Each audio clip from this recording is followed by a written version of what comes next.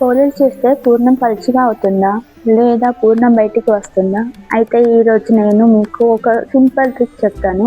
ఇలా చేస్తే పూర్ణం ఫస్ట్ టైం చేసినా కూడా పర్ఫెక్ట్గా వస్తుంది. ఛానల్ని కొత్తగా ఎవరైనా చూస్తున్నట్టయితే ఛానల్ని సబ్స్క్రైబ్ చేసుకోండి. ముందుగా శనగపప్పును 3 నుండి 4 గంటలు నానబెట్టుకోవాలి. తర్వాత ఒక గిన్నెలో వేసి ఉడికించుకోవాలి. మెత్తగా కాకుండా చూపిస్తున్నట్టు ఉడికించుకోవాలి. వాటర్ అన్నీ డ్రైన్ చేసి శనగపప్పును మిక్సీ జార్లో వేసి పొడి పొడిగా మిక్సీ పట్టాలి.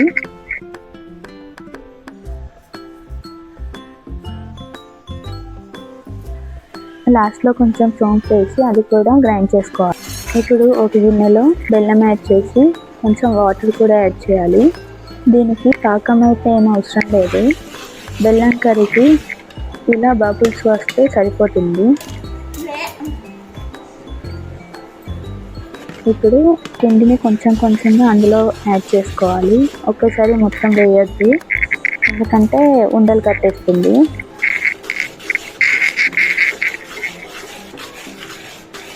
ఇదంతా లో ఫ్లేమ్లోనే చేయండి. మీడియం ఫ్లేమ్ లేదా హై ఫ్లేమ్లో అయితే అస్సలు చేయొద్దు, లేదంటే మాడిపోతుంది మొత్తము.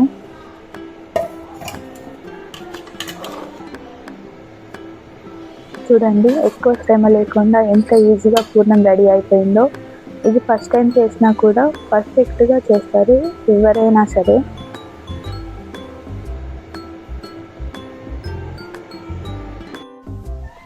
ఇప్పుడు పిండి కలుపుకుందాం. నేనైతే ఇక్కడ గోధుమ పిండి తీసుకున్నాను. మీరు కావాలంటే మైదా కూడా తీసుకోవచ్చు.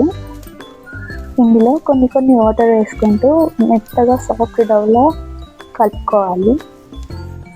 అప్పుడే మనకు పోలేలు కూడా సాఫ్ట్గా వస్తాయి. నేనైతే పిండిని ఒక 30 నిమిషాలు అయితే నానబెట్టాను. మీరు కావాలంటే ఇన్స్టెంట్గా కూడా చేసుకోవచ్చు.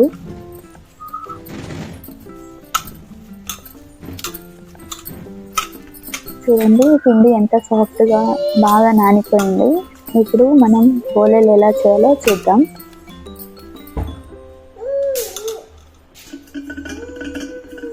ఇప్పుడు ఒక చిన్న ముద్ద తీసుకొని దాన్ని పూరిలా చాల్చుకోవాలి.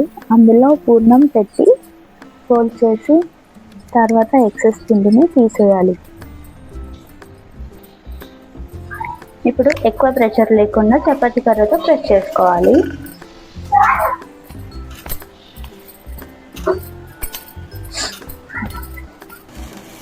తర్వాత 2 సైడ్లు పెనం పైన వేసి కాల్చుకోవాలి.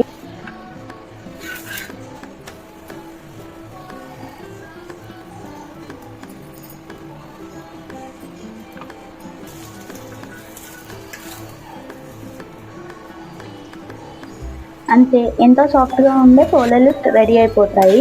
మీరు కూడా ట్రై చేసి ఎలా ఉందో కమెంట్లో చెప్పండి. అండ్ ఛానల్ని సబ్స్క్రైబ్ చేసుకోండి. Thank you for watching.